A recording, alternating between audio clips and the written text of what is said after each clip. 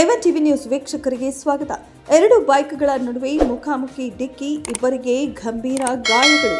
ಗ್ರಾಮಾಂತರ ಪೊಲೀಸ್ ಠಾಣಾ ವ್ಯಾಪ್ತಿಯ ದೊಡ್ಡ ಗಂಜೂರು ಬಳಿ ಘಟನೆ. ಎರಡು ದ್ವಿಚಕ್ರ ವಾಹನಗಳ ನಡುವೆ ಮುಖಾಮುಖಿ ಡಿಕ್ಕಿಯಾಗಿ ಇಬ್ಬರು ದ್ವಿಚಕ್ರ ವಾಹನ ಸವಾರರು ಆಸ್ಪತ್ರೆಗೆ ಸೇರಿರುವ ಘಟನೆ ಗ್ರಾಮಾಂತರ ಪೊಲೀಸ್ ಠಾಣಾ ವ್ಯಾಪ್ತಿಯ ದೊಡ್ಡ ಗಂಜೂರು ಬಳಿ ರಾತ್ರಿ ನಡೆದಿದೆ.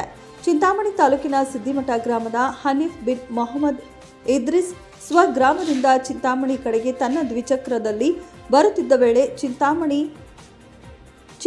ಕಡೆಯಿಂದ ಶ್ರೀನಿವಾಸಪುರ ಮೂಲದವನಾದ ಬನ್ನಿ ಬಿನ್ ಆನಂದ್ ಕುಮಾರ್ ಶ್ರೀನಿವಾಸಪುರ ತಾಲೂಕಿನ ಕೋರನಹಳ್ಳಿ ಗ್ರಾಮಕ್ಕೆ ಹೋಗುತ್ತಿದ್ದ ವೇಳೆ ಎರಡು ದ್ವಿಚಕ್ರ ವಾಹನಗಳು ಮುಖಾಮುಖಿ ಡಿಕ್ಕಿಯಾಗಿ ಇಬ್ಬರಿಗೂ ಗಂಭೀರ ಗಾಯಗಳಾಗಿವೆ.